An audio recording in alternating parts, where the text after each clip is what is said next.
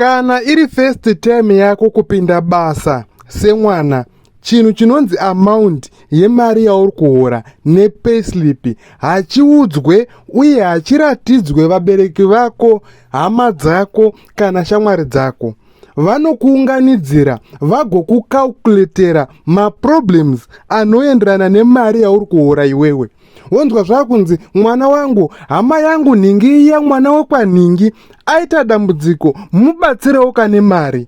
Woti handina mari mama, zvinhu zvangu hazvina kubhalanza. Wonzi iwe pamari yakati yauri kuhora ungatadza here kubvisa yakati wosarirwa neyakati.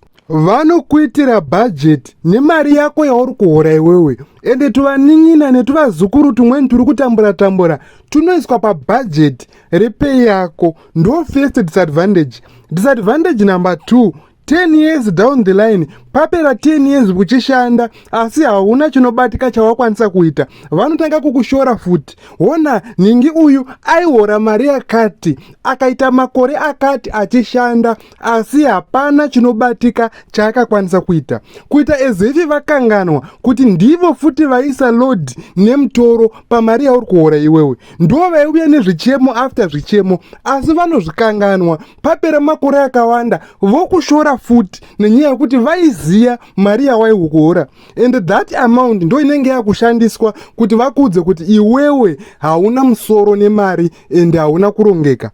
Vakomana vandakashanda navo underground paplatinum mine vanoziya nhamo yandaiva nayo gore randatanga kupinda basa 2002. Apa basa racho ndanga ndaritsvagirwa nababa vemukadzi. Kubva pagore randakapinda basa kusvika panext year ndanga ndapedza rora rese kuti tsvai, nekuti vana tsano vaitaura kuti tiri kuda mari yedu ende mari yauri kutambira iwewe tinotoiziya, saka kusabhadhara kusatoda. Ende zvechokwadika rora iroro ndakaribhadhara within 1 year.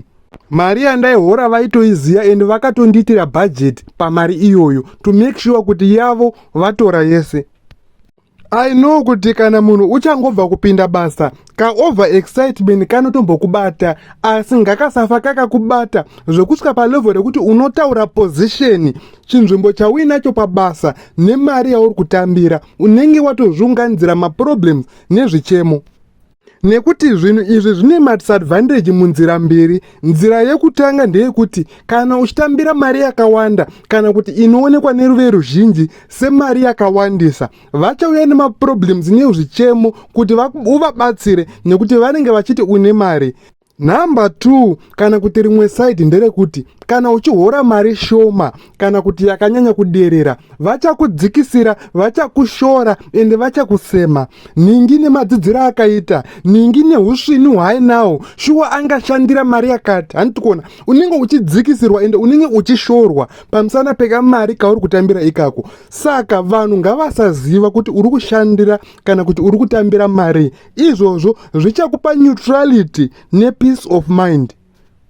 Zvichakupa freedom yekuti unobatsira munhu paunenge uchinzwa kuda kubatsira munhu, nekuti hazvirevi kuti kana wakahora 1000 last month izvezvi utori ne800 muaccount mako.